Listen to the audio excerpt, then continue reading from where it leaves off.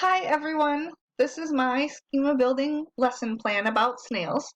I intend to teach you a little bit about them and I hope you enjoy the topic. Today we are going to learn about the anatomy of snails.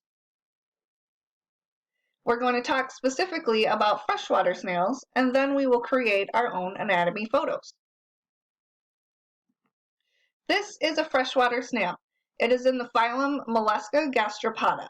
It is called a gastropod because it is an animal whose stomach and foot belong to the same body part. A snail is an animal without a backbone and is encased in a shell. These snails live in freshwater, anywhere from lakes to streams to your aquarium at home. I currently have 4 in my aquarium, 2 that are nerite and 2 that are mystery snails. There are a few differences between these 2 types, but they're both freshwater snails. There are 5 large parts of a snail that we're going to talk about today.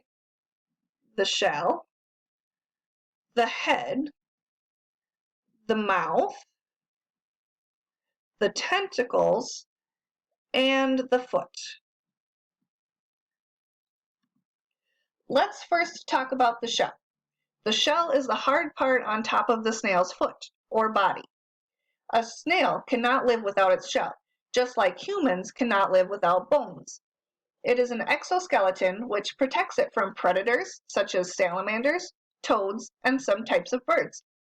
It also protects the snail from mechanical damage and dehydration, but it also serves for muscle attachment and calcium storage. Calcium is what helps the snail's shell grow bigger, and it grows as the snail gets bigger.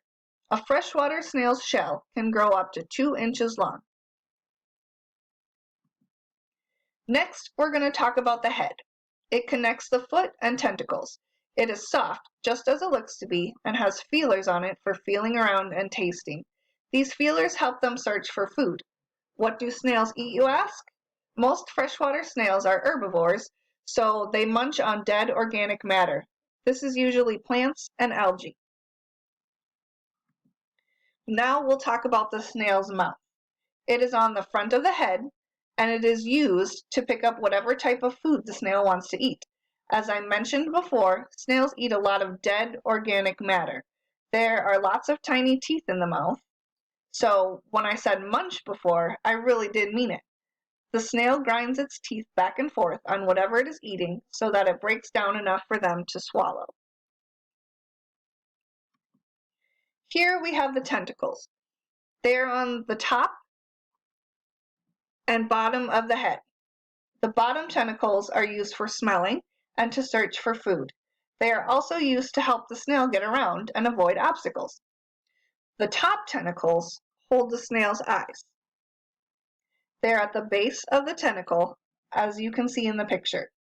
No one really knows how well a snail can see, but they do respond to light. Last, you see the foot. It is on the bottom of the snail. It is large and flat and is also soft and slimy. It's slimy because they use mucus to make themselves able to crawl over rough surfaces and to keep their soft bodies from drying out. The foot controls the locomotion of the snail, or in other words, it's how the snail gets from place to place.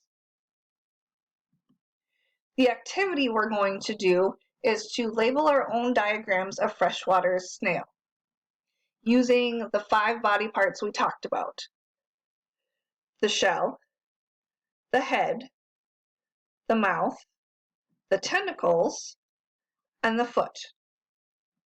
This activity can be done interactively online using text boxes to add words to a photo, just like you see here.